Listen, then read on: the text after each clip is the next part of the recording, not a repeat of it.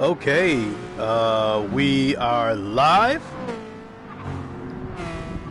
What is good, everybody? It is the Godfather of VR, the ageless wonder, the man Lincoln Clay, coming back at you with a live stream of GT Sport on PlayStation VR. Yeah, I think I'm gonna have to angle this fan up because I can hear it in the background. Yeah, hopefully that'll work a little bit better. Hopefully I won't fry. Because I'm actually in my bedroom on my PS4 Pro and on PlayStation VR naturally, and excuse me, I am back on my Thrustmaster T150 coffee table and lawn chair.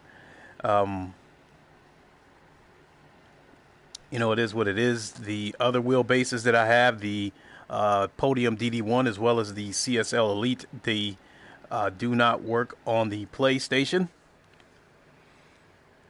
And I guess that's one of the things that can take us right into one of the subjects of the CSL DD Pro, introduced by Fanatec a couple of days ago. Last week, whatever you want to call it, about a week ago. That will be compatible, I believe, with both the PS4 and the PS5. But before I get into that, I want to say that when I booted up GT Sport and I was letting the introduction play out for this title, I have to say that this is still a beautiful game when you look at it in 2D. I still think that Assetto Corsa Competizione still has better graphics. But I think one of the things about Assetto Corsa Competizione when I'm on PC is that I've turned the game down to 1080p and I've turned the HDR off on my PC. Because when I race in VR, I need to turn off anything that's going to add unnecessary stress to the PC.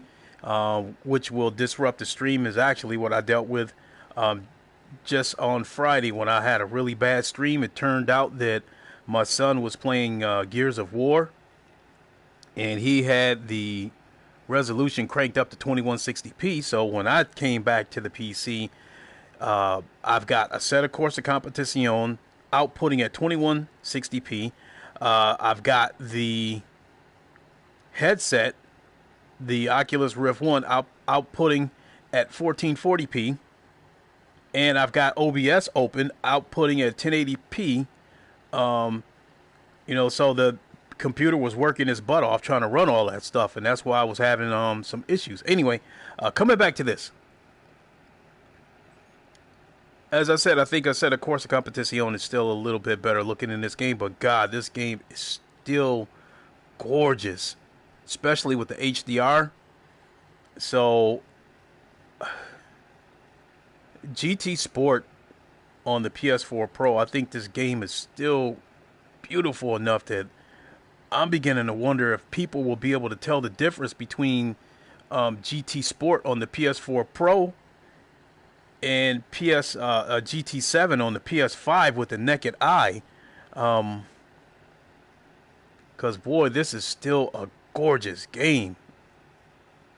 Now, naturally, when you switch over to VR, you're taking a hit. The picture's not as sharp. The HDR is gone. The resolution drops down to 1080p. So, but again, in 2D, this is a gorgeous game. So,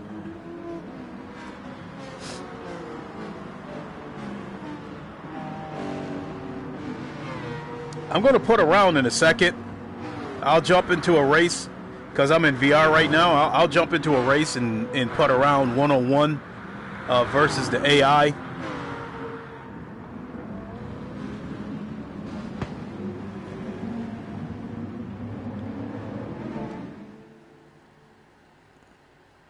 You know what? Let's just go ahead because let's go ahead and just jump into VR.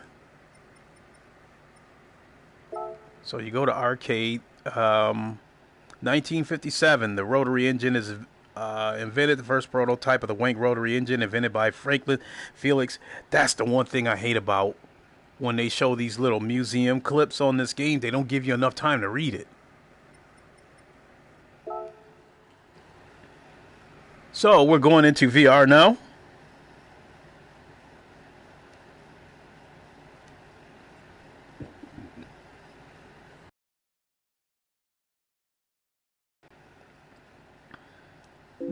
VR drive.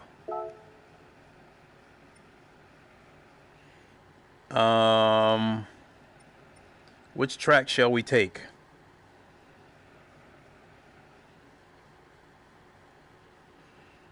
Let's try Brands Hatch. A track that has historically given me trouble.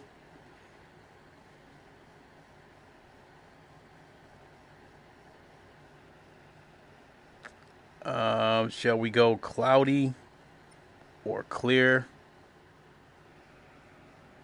Because there's going to be some blur on PlayStation VR. Daytime cloudy. Let's see, we'll go with that. Cars.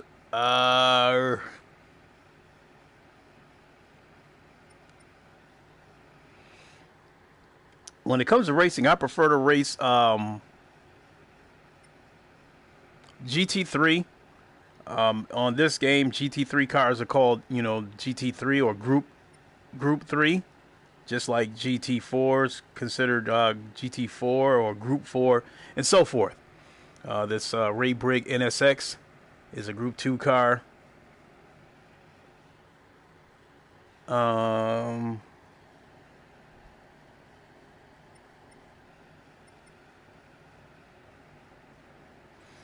That Beetle, I don't think that's a real car. Back to the old school PSVR, eh, Lincoln? Yeah, and guess what, Ham? I'm sitting in my lawn chair with my coffee table with the Thrustmaster T150. I said that at the beginning of the stream that, my Podium DD1 nor does my CSL Elite work on PlayStation. So I'm planning to address that by purchasing the Drive Hub. And if the Drive Hub works, the CSL Elite, in my opinion, will more than suffice to use on this. Old school, baby, definitely. Will more than suffice. Lawn chair for the win. So, yeah, it looks like the CSL Elite might be going right back to the coffee table. Right now, it's basically it's put up in the closet. I still have this Thrustmaster attached to a coffee table, though.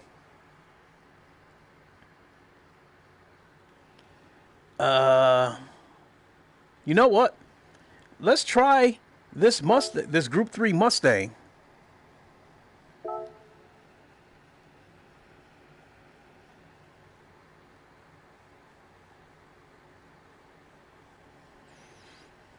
Because I'd actually, over on the British GT circuit, I would actually be curious to see how this Mustang GT3 would fare against, the Lamborghinis, Ferraris, Porsche.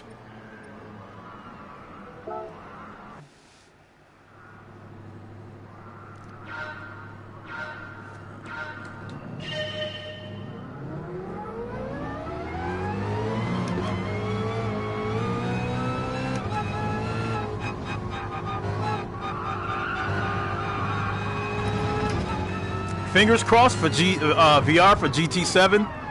I think that's a given, Ham.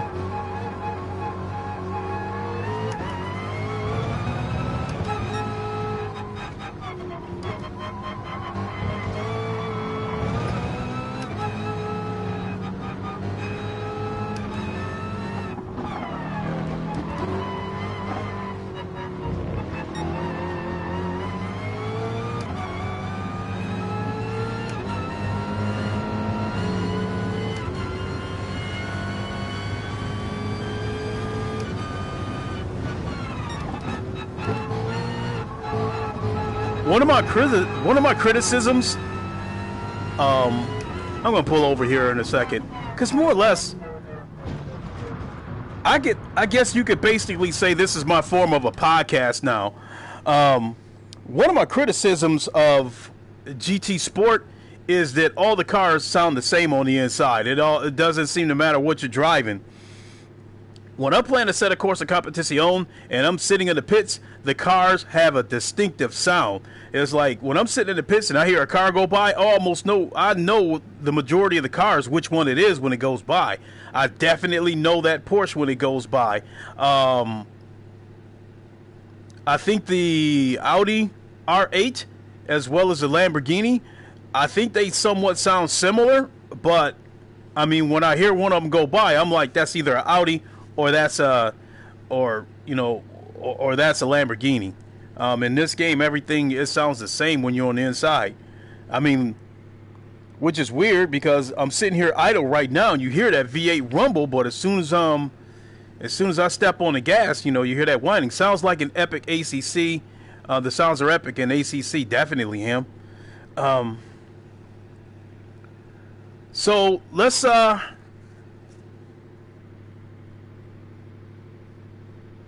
let's talk about the CSL DD Pro. I do not plan on getting one of those because, for one thing, if I were to purchase that bundle, the wheelbase would be the only thing that I would need. I would not need that. I would not need that GT wheel. I would not need the CSL pedals. I would not need the table clamp. So I would be in a situation to have to sell all that stuff off. So again, I would go one of two routes to deal with that. And one is to wait until the CSL DD Pro is available as a standalone wheelbase and not have to buy it as a bundle, which I think could easily be a year or two from now, because I think Fanatec, depending on how you look at it, Fanatec has a good problem. They got good problems to have right now. I think the CSL DD and I think the CSL DD Pro are going to be high in demand, and I don't think Fanatec's going to be able to make them fast enough. So you combine that with this fabricated shipping crisis that we have over here in America, and I think you're going to be in for a long wait, especially for the CSL DD Pro. So one of the things that I'm going to be really excited to see with the CSL DD Pro is the FIA championships that are shown on Gran Turismo TV. I was watching one this morning, as a matter of fact, and I think in past years on those championship tournaments, the racers were using Thrustmaster wheelbases, and I think moving forward they'll probably be using the CSL DD Pro. So I think you're going to see more precise racing. I'm really excited to see those guys use the CSL DD Pro. I'm also excited for regular customers to get these wheelbases in their hands, so I can see what their opinions are, and not of high-profile YouTubers that had one sent to them by Fanatec. Although I don't really expect anything negative to get said about it anyway. As of right now, the biggest negative that I'm hearing right now coming from YouTubers that have received one is they felt like the wheel looked, eerily close to the Thrustmaster wheel, and they felt like the wheel looked a little bit cheap. But they did say the wheel is functional, has a lot of buttons and stuff. So, I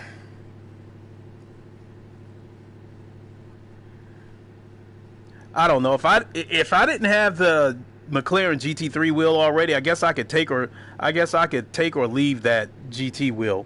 So, doesn't really matter to me either way. But if I had a choice, I'd take my McLaren GT wheel over that wheel. For one thing, because I like the shape of the McLaren wheel. Boy, he is just putting along. Here, let me put the car in neutral and turn this way so it doesn't roll down the hill.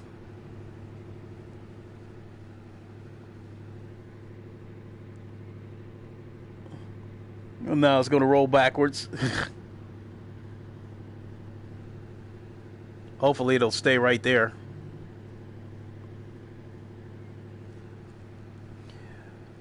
All right. With GT7, so I've already spoken about the CSL DD Pro.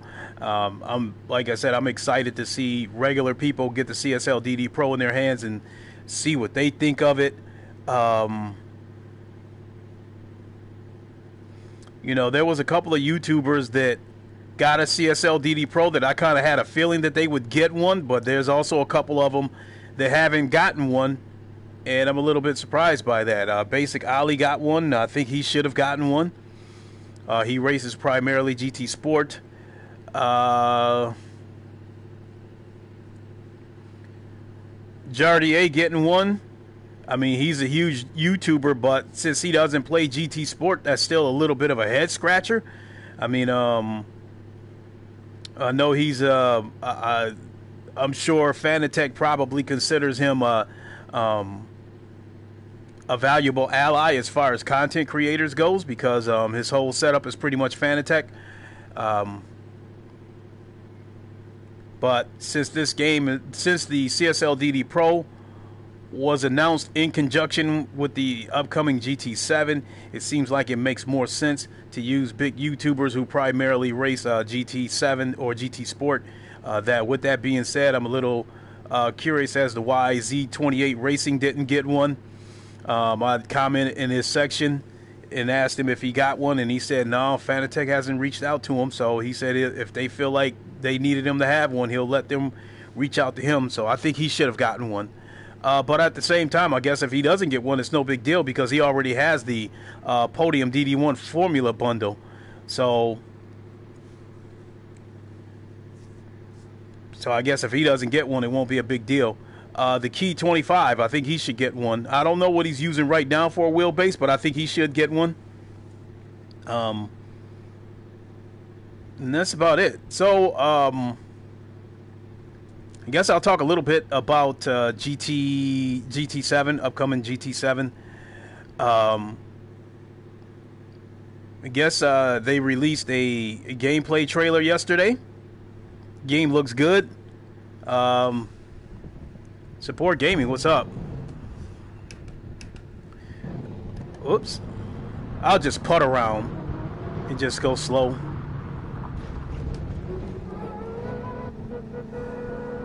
So they released a trailer yesterday, gameplay trailer. Game looks good. They were using production cars, which I prefer race cars. And I still feel the same way about GT7 that I said a while back, that I see it as a simcade. So I won't be taking that title as serious as I would take a set of Corsa Competizione, but it doesn't diminish the excitement that I have for the game coming up, because I really am excited for the game. Actually, that force feedback on the rumble strips was actually pretty good.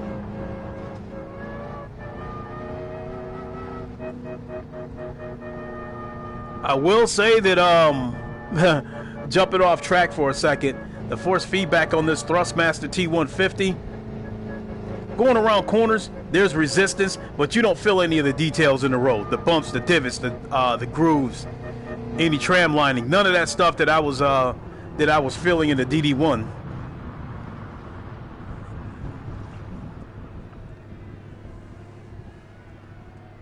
Tyler, what's good? Just putting around in GT Sport. Just wanted to talk a little bit about the CSL DD Pro and GT7 relative to the CSL DD Pro, as well as PlayStation VR 2. It's probably moving forward. This will probably be the only way you really see me on GT Sport, is when I just want to chat it up with people. My son's outside in the living room. He's outside sleeping, and once I take him home this evening, I will jump back on my GT Omega Prime and play with the DD1 some more. So I'll definitely do a stream on that later on. I mean, this is the stream that I was planning to do last night, but I fell asleep.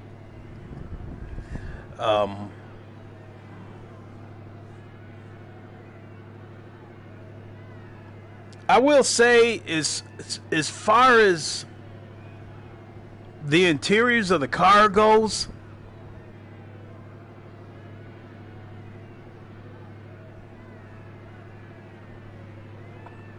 like that canister down there on the floor, I have to admit, I think it looks a little bit. You could probably make the case that it looks a little bit more real than the canisters that I would see inside the cars on a set of Corsa Competizione. So, wait for the standalone GT Pro. You know what? I think we can go back to the dashboard. That's the one bad thing about PlayStation VR. If you type a really lengthy comment, it won't show the whole comment. So I'll have to come out of VR to see the entire comment.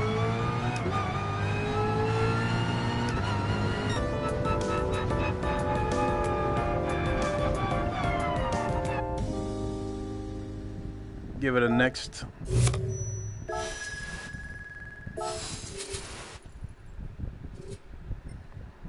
Okay, so I'm going to come out of this so I can see the entire, see everybody's entire comments.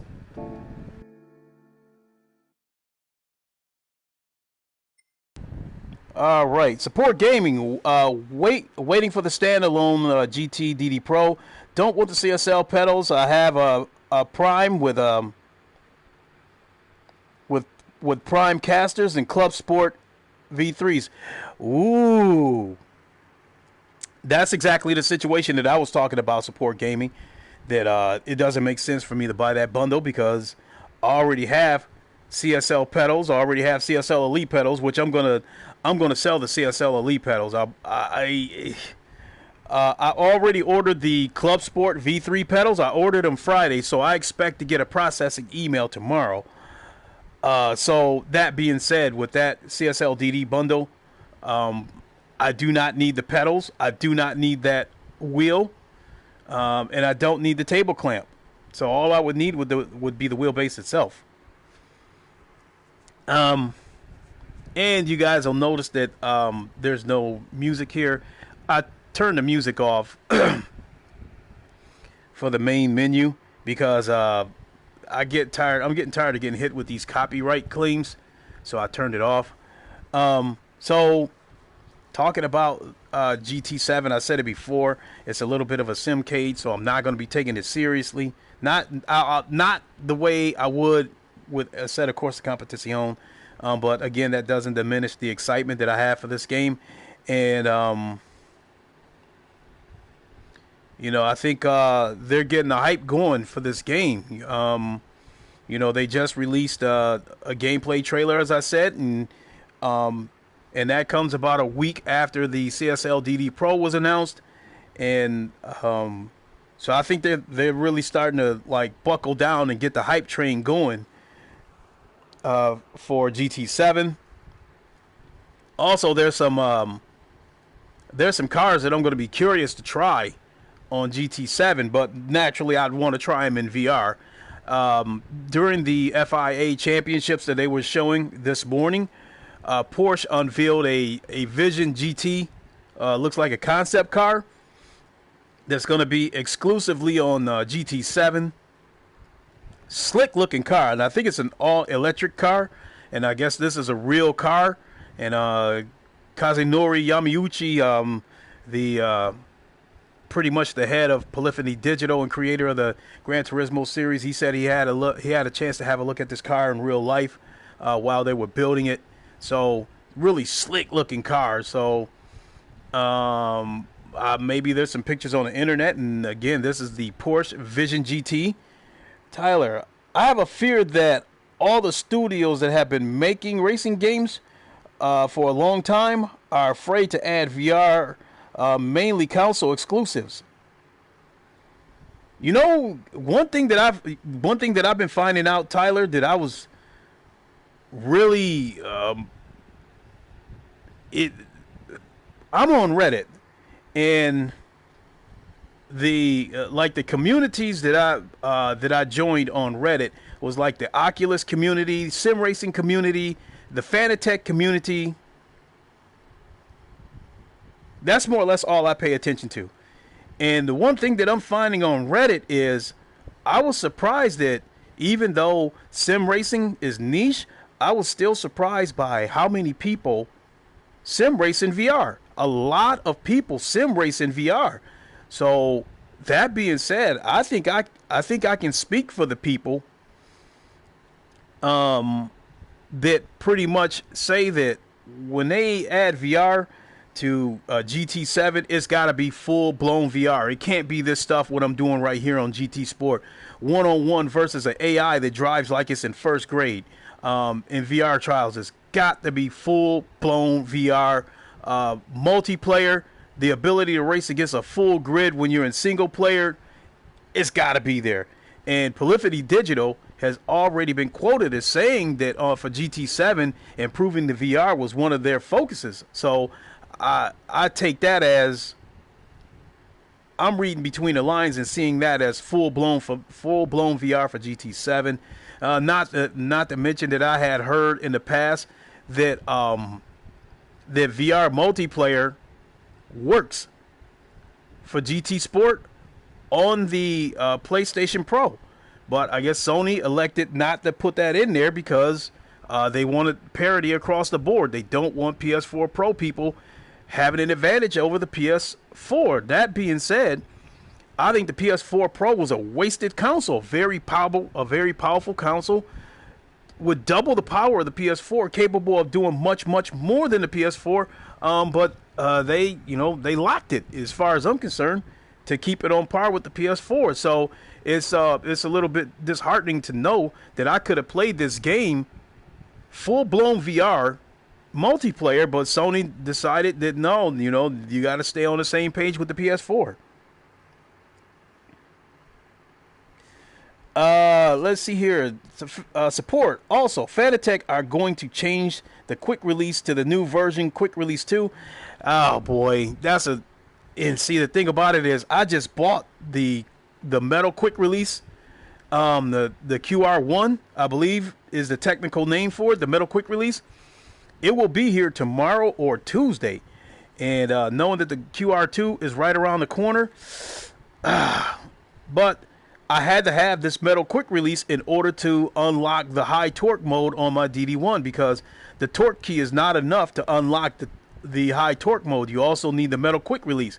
I've said this before, that I've seen a couple of YouTube videos where you could go ahead and cut that stem on the QR light, but that would ultimately it would ultimately crack that collar because of the 20 Newton meters would be too strong for it.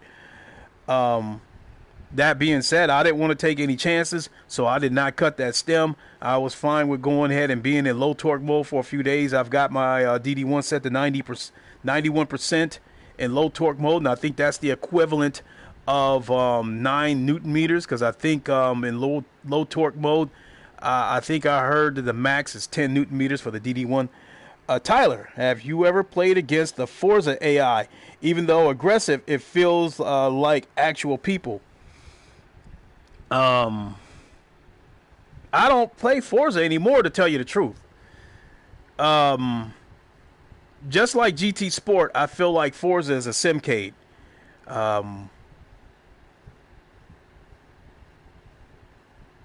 And I've called GT Sport a simcade because there were so many scenarios where I should have wrecked, but I was able to miraculously save it. And it wasn't a case of me making precise moves to save the car. It was basically me just shimmying the wheel from left to right, and the car eventually just straightened up. And that didn't really set in well with me.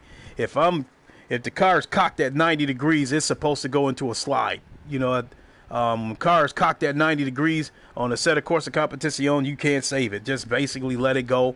And if the car's not wrecked, maybe you can jump back on the track. If it's wrecked, start over. So another reason why I stopped playing Forza, Tyler, is because the Forza racing community is the dirtiest racing community that I have ever had the displeasure of being with. the Forza racing community is so dirty that, let's say there's 30 cars in the race, right? Let's say I'm in 30th place and the car in front of me is in 29th place. If I try to pass him, he will wreck me and send me off the track just so he does not end up in 30th place. That's how dirty they are. And then I haven't, being that I haven't played Forza lately, I don't know if there's any blue flags in that game. I know in the case of Assetto Corsa Competizione, I know there are blue flags, and according to rules, if you get a blue flag, it means that a faster car is coming. Do not try to block them. Do not try to defend your position. Move over and let them pass. They do not practice that on Forza. You said, Tyler, you said, yeah, someone would rather swipe someone than take second. Yeah. The final straw was I had bought that Fast and Furious pack a while back for Forza Motorsport 7. And being that, you know, I'm somewhat of a veteran in sim racing, I've been racing since way back. I've been sim racing, if you want to call it that, going all the way back to the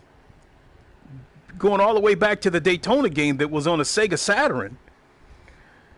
But I was playing Forza Motorsport 7, and again, I was playing with the Fast and the Furious pack. I think I was in 11th place, and I was coming up on a car, and I was slipstreaming him. And as soon as I got on the side of him to pass him, he knocked me right off the road. I flew straight off the track, and I mean, it was a bullet. And that's the other thing that I don't like about Forza. When people wreck you and send you off the road, you go off the road, but nothing happens to them. In the case of like Assetto Corsa Competizione, if you deliberately like slam into a car, and I mean slam hard into that car, you could wreck yourself as well. Whereas Forza, the car that knocked me off the road didn't wreck. He was able to keep a straight line and keep right on going. After that, I said I'm done. I hit the eject button and I deleted Forza from my Xbox, and I gave the game to my nephew. So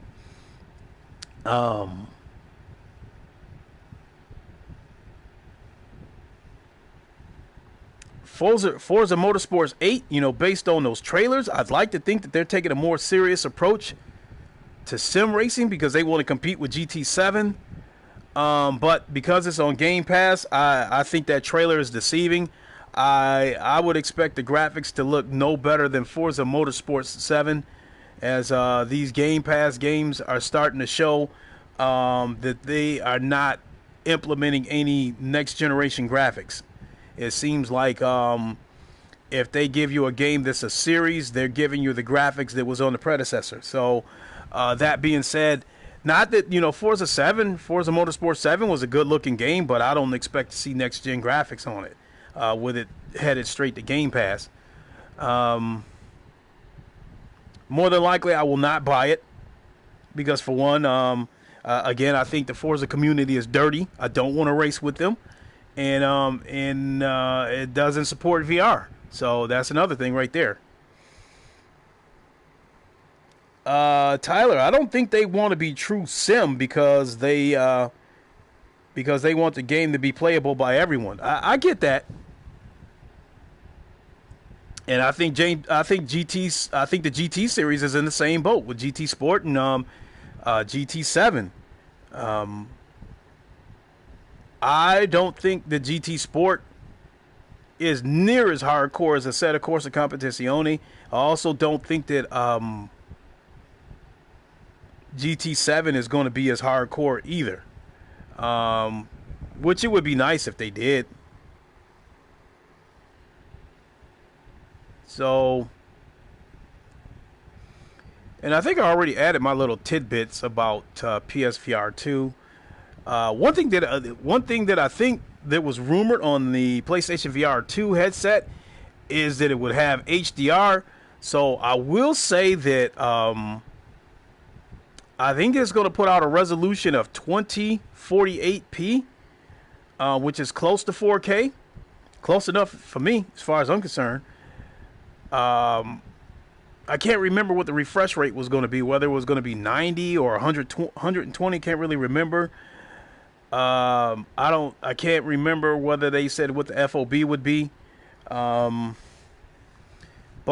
I will say that if this headset has HDR, close to 4K resolution, along with the DLSS or FSR technology, which I hope they do it right on PS5, because DLSS, as far as I'm concerned, does not look that good on the set of Corsa Competizione. I'm glad they added it, but as far as my computer goes, it doesn't look any better and it doesn't run any better. So,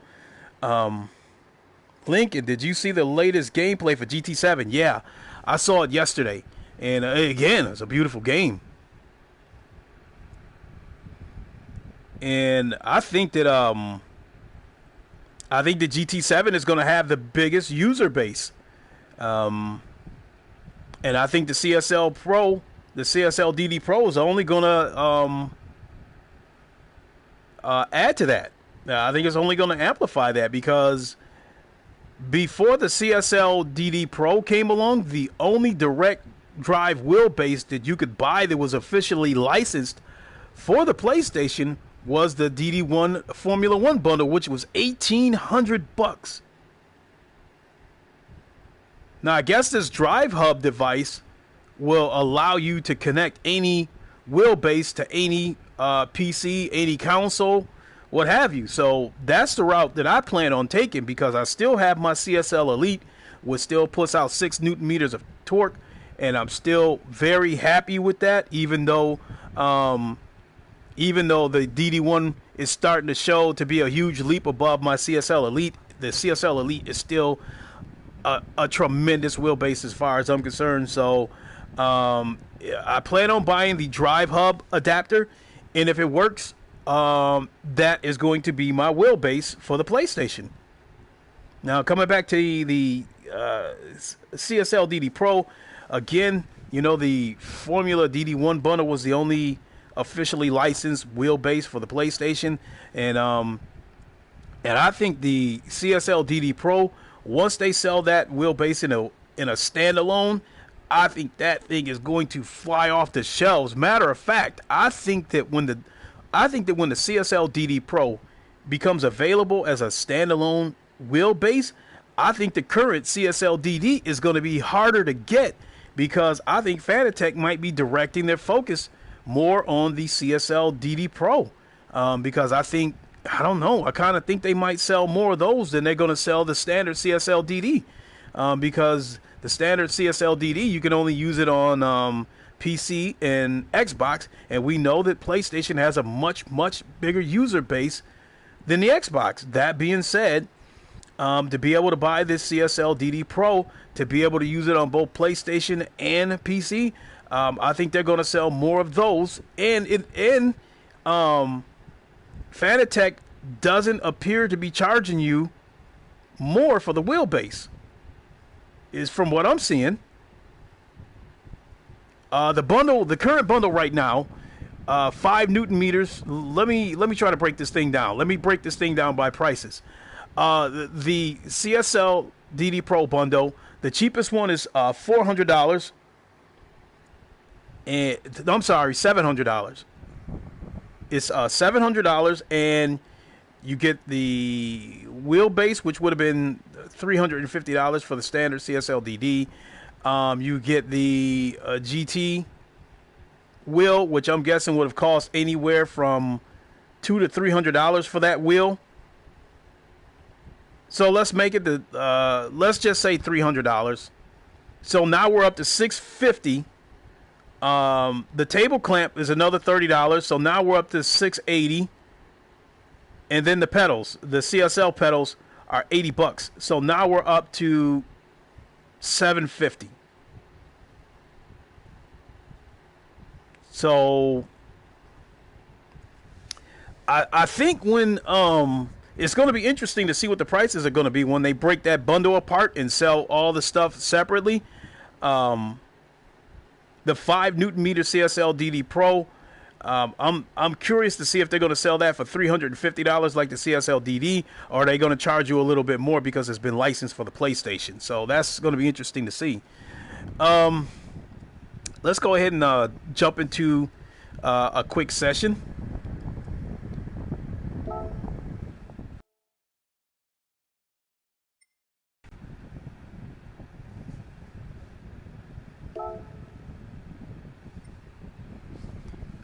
Let's see here.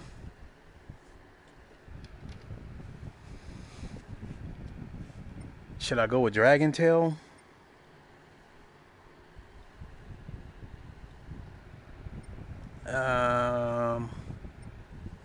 Spa.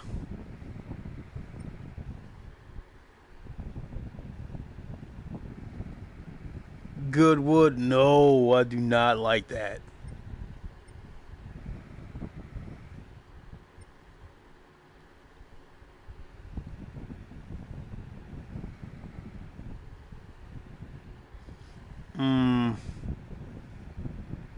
Kyoto Driving Park. I actually kind of like that track. But I think as far as the GT tracks, Dragon Tail's definitely one of my favorites.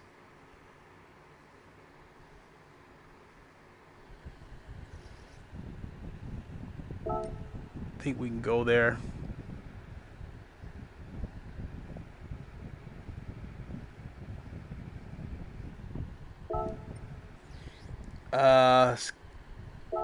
Go with cloudy because I can see better.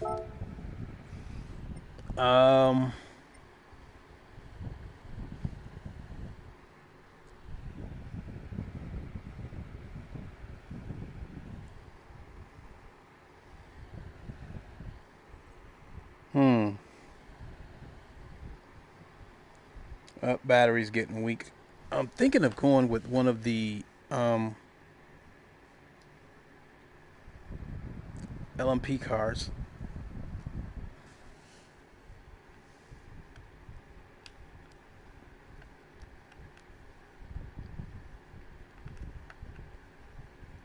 Trying to plug my charger into my PlayStation controller, so 1 second here, folks.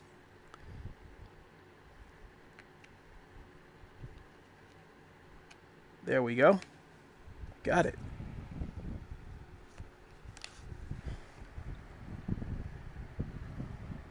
You know what? I think we'll come back to the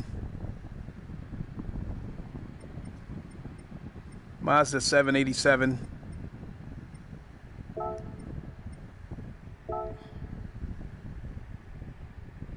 Although I would have been better served using this car on Circuit de la Sarthe. That's where this car belongs.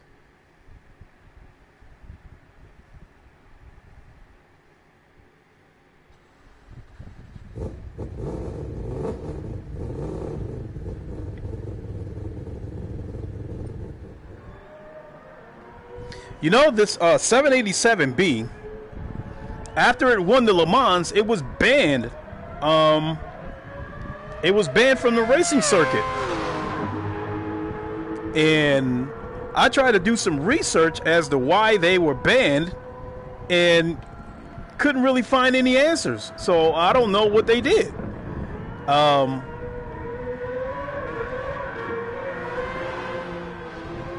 But I guess just recently they were let back into the circuit.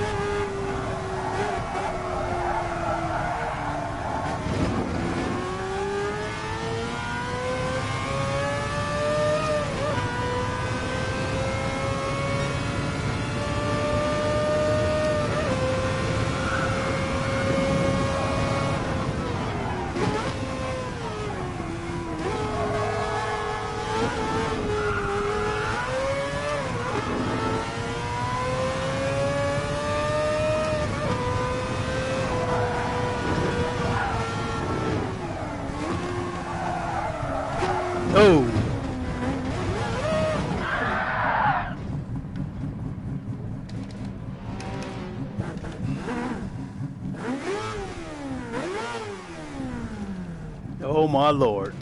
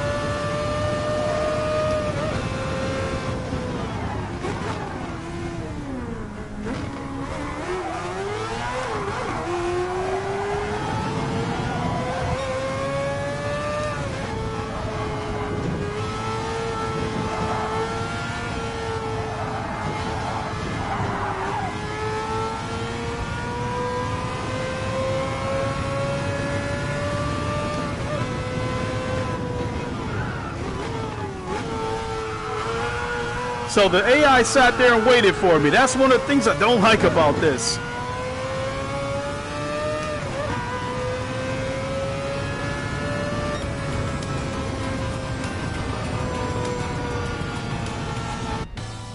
The AI basically sat there and waited for me.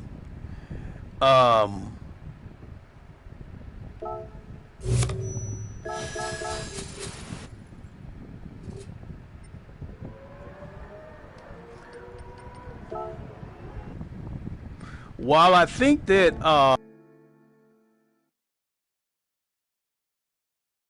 basically child's play, I think they still should have gave people the option of being able to set the difficulty of the AI, and I think that would have gave the VR part of it replayability, because I think as far as the VR part of it, the only replayability of the VR part of it is trying to beat your personal best records, and going against the ghost. You know, you set a personal best record and then trying to beat that personal best and trying to go up against that ghost, but as far as the AI goes, you know, a couple of sessions and you're done. I mean, because it's so easy to beat.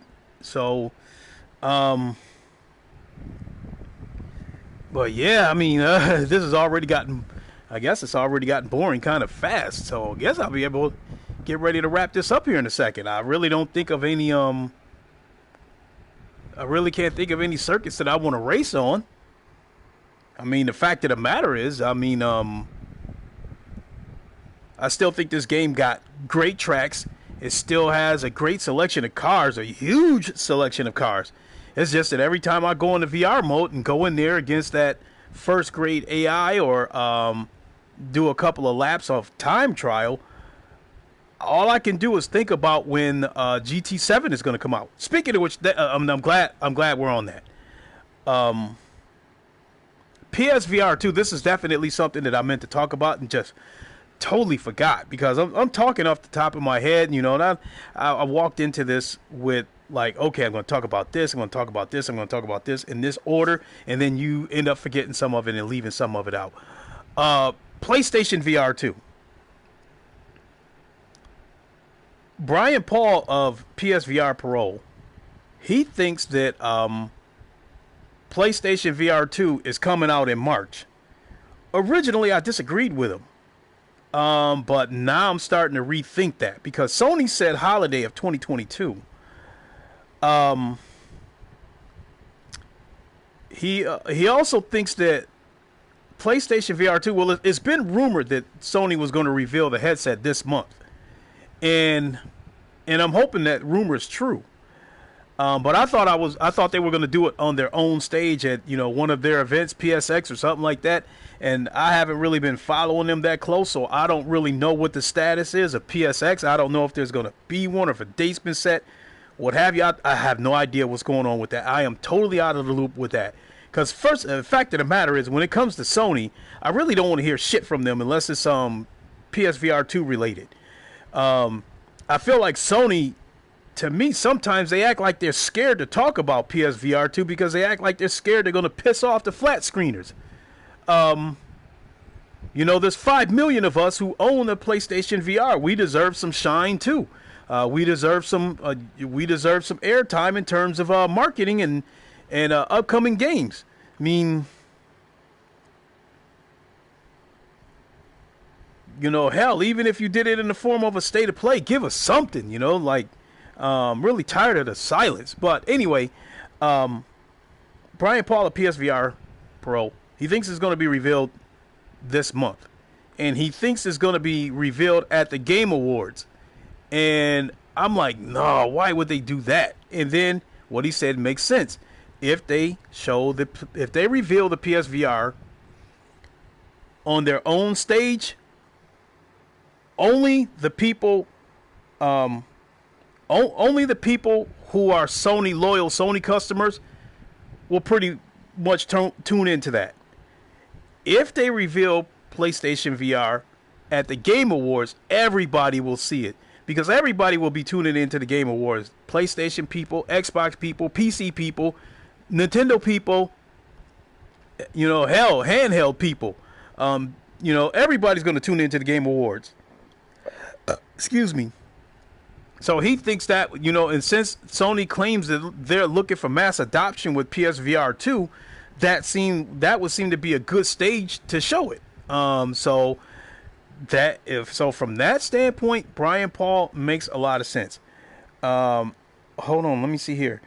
Support gaming. If GT7 VR is another letter down, you'll see me set up one on eBay.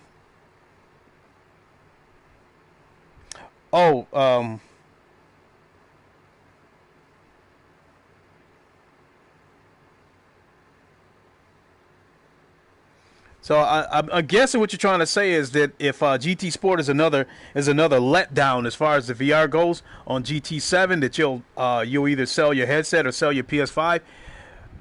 I'm telling you, like, if that's what you're trying to say, I'm definitely on the same page with you.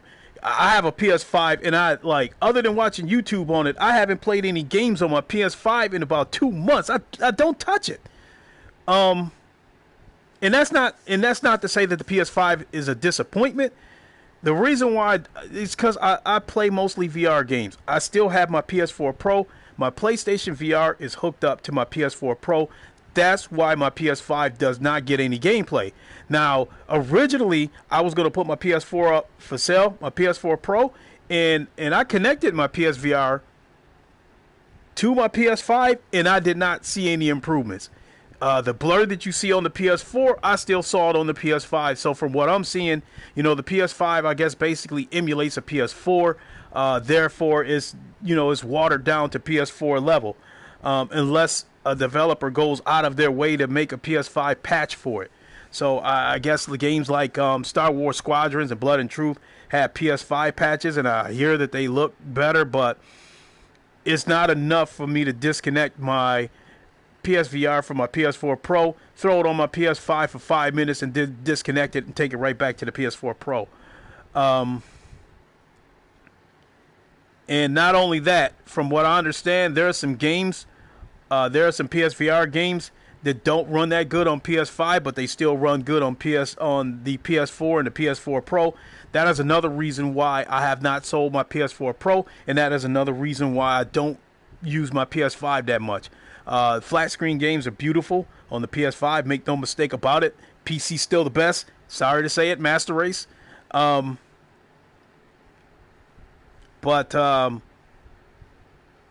with PS5, depending on how you look at it, using the current PSVR on PS5, you might actually be going backwards with some of the games having performance issues and not seeing any difference in the visuals. You still see blurry games that were blurry on the PS4 are still blurry on the PS5 unless it got a patch. I guess the only thing PS5 does for PSVR is load the games faster. That's about it. So coming back to, I went off the tracks and I kind of went off on a tangent. Coming back to PSVR 2, I'm starting to agree with Brian Paul that the headset's going to come out in March, and it's starting to make sense because GT7 launches March 4th, 2022. The 4K 60 version of Grand Theft Auto 5 also comes out in March. And us in the VR community, we think it's a given that it's going to get VR support. And I've seen things, I've seen Easter eggs in both the GT7 gameplay trailers as well as the GTA 5 gameplay trailers that indicate that there's going to be some VR support. There was a quick segment. There was a quick scene in the GTA 5 gameplay trailer where somebody was in a car, and you seen whoever was driving the car, you seen their head turn like this in a smooth motion, which can only be done in VR. You know, a lot of times when you play racing games, flat screen, and you want that free head movement, a lot of times it's snap turning. You know, you look straight ahead and it's a quick snap turn like that. It's a quick snap turn like that. It's not a smooth motion like this. So that tells me that that's one of the things that tells me that GTA 5 is going to get VR support on PlayStation VR 2, and that would be the place to play it, because you would officially, in my opinion, you would officially be able to play GTA 5 online in VR, whereas currently, if you use the Luke Ross mod on PC, you can play Grand Theft Auto 5 in VR, but you cannot play online in VR because the anti-cheat will pick it up and will ban you. So GTA 5 on PlayStation VR 2, that's going to be the place to play it. And then again, I saw a little bit of an Easter egg on the GT7 trailer. Same deal. They were showing racing gameplay, and they showed a quick section, a quick clip where a head was turning smoothly like this, indicating that it's going to, in my opinion, have VR support. There's no question it's going to have VR support. It's just if they give us this shitty ass VR support where they bogged it down to the PS4 level, that's going to be a backbreaker. That is not the way to introduce a new VR headset where it's got the same limitations as the PS4. That is not the way to introduce a new headset. That being said, I expect it to have full VR support with VR multiplayer, as well as the ability to race against a full grid. So, and I think the headset launching in March would be huge. The one thing that worries me about PSVR 2 is I don't know if Sony is going to give it the marketing that it deserves. Are they going to put on a big fireworks show for this headset, or are they going to treat it like a side note because they're scared of pissing off the major user base? I mean, because they seem like they've done it before in the past when they did a state of play. That like half of the state of play was VR games, and a lot of people got pissed off about it. So it seemed like since then Sony was trying to stay away from putting VR in the flat screener's face. Well, if you want this thing to have mass adoption, you're gonna have to put it in their face sooner or later. That being said, in my opinion, don't be scared. Put this headset out there, bring it to the front stage, and don't give it this state of play, side note treatment. So all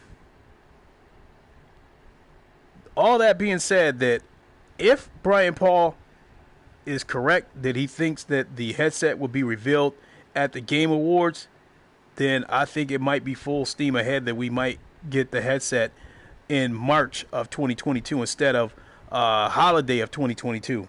That would be huge. So all that relative to a wheelbase, I'll cross that bridge when I get there.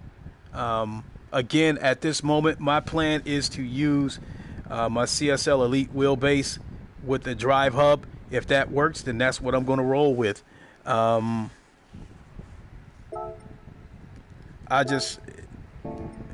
that drive hub adapter works like they say it does, there's really no reason for me to buy a CSL DD Pro. Like I said, I'll be more than happy with the CSL Elite. So with that, I think I'm going to get ready to get on out of here. This was more or less a podcast rather than me actually playing GT Sport. I don't see how people would find a lot of excitement in watching me run around the track against an AI that's in first grade or do lap after lap after lap on an empty track. So more or less just wanted to talk about the CSL DD Pro, GT7 relative to the CSL DD Pro, as well as as well as PSVR 2. So, with that being said, I think I'm going to get ready to boogie on out of here. I appreciate everybody watching. So yeah, I've been on over an hour. Thanks for watching. Those of you who popped in there, I really appreciate it. And listen to me rambling on. And I'm looking to do another stream later on this evening after I take my son home and I can get back into my GT Omega Prime and my Podium DD1.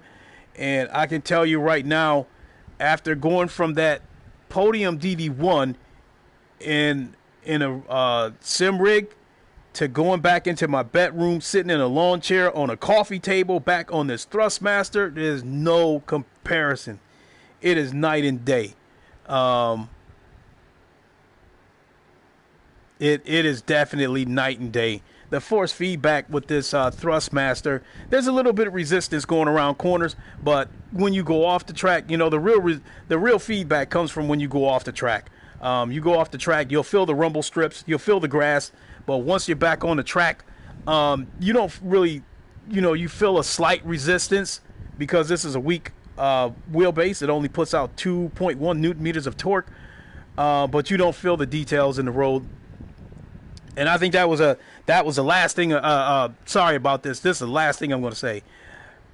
I hope that with GT7, I hope that they put the fine details in that game like Kunos did with Assetto Corsa Competizione. I think Kunos. I definitely know Riza with Automobile Lista 2. I know they laser scanned their tracks. I do believe that Kunos did it with Assetto Corsa Competizione, that they laser scan the tracks, so you feel all the details. Again, the divots, the potholes, the bumps, all that stuff. You feel all that detail. Boosted Media, I think he put out a video yesterday because he was trying out the CSL DD Pro on GT Sport, and he said those fine details weren't there the way you would find it on ACC or iRacing. And he thinks a lot of that might have to do with with the game being a little bit of a simcade. That being said, I hope they add those fine details into GT7 because to me, for Fanatec to come out with this new CSL DD Pro, because obviously, direct drive wheelbases is it's the future of sim racing, and it's the here and now of sim racing. I mean, now the competition is starting to get fierce with the direct drive wheelbases. I mean, as far as affordable direct drive wheelbases, you had the CSL DD Pro, then you had the Sim Magic Alpha Mini. And now you have a new player coming into the game, as far as I'm concerned, as far as affordable wheelbases. A company named Camus. I guess they make a lot of other stuff, but they're diving into sim racing. And they sent a wheelbase to Douglas Thompson. And this wheelbase has 15 Newton meters of torque for $500. If that's true, whoa. Sim Magic and Fanatec better watch out. But going off the rails again, but coming back to GT7, I hope they laser scan these tracks so you can get every single bit of detail on these tracks. And again, what I was trying to say before I went off the tracks, it would be a shame for people who would buy the CSL DD Pro and they don't feel those fine details on GT7 because they didn't have a 100% accurate representation of the track. So because God knows when I'm racing in ACC down Bathurst with the low torque settings cranked up to 90% on my DD1, I feel every bit of that road. I said it yesterday. It feels like driving a car down a bumpy road that needs power steering fluid. I mean, the resistance is something else and the details is something else. So I hope they put those same details into GT7 because I think a lot of people who don't have a direct drive that's going to get that CSL DD Pro and play GT7, if they put those same details in there, they're going to be blown away. But hell, I think the PS5 version of the official PS5 version of Assetto Corsa Competizione comes out in February. So for those who get the CSL DD Pro and they jump on Assetto Corsa Competizione, they will feel those fine details, because I would like to think that they're going to put those same laser scan tracks on the PS5, so they'll feel the same details that we're feeling over on the PC side. So yeah, that's all I got there. So I know I lingered on, but a couple of things kicked in my head at the last second before I get out of here. But now I think I've covered everything. So now I'm going to go ahead and boogie on out of here. Definitely want to thank everybody for tuning in for this rather different type of podcast that I chose to do, because more or less this was a podcast rather than me playing GT Sport. So I still enjoy doing this type of stuff, sitting down, talking with you guys, doing podcast type streams.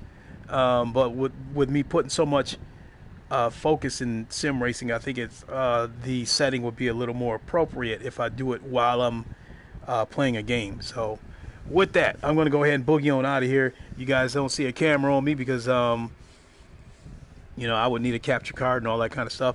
But here's the Wakandan forever sign. Wakanda forever. Long live the king. Thanks everybody for tuning in. I really appreciate it. And we'll catch you later on tonight, hopefully. See ya.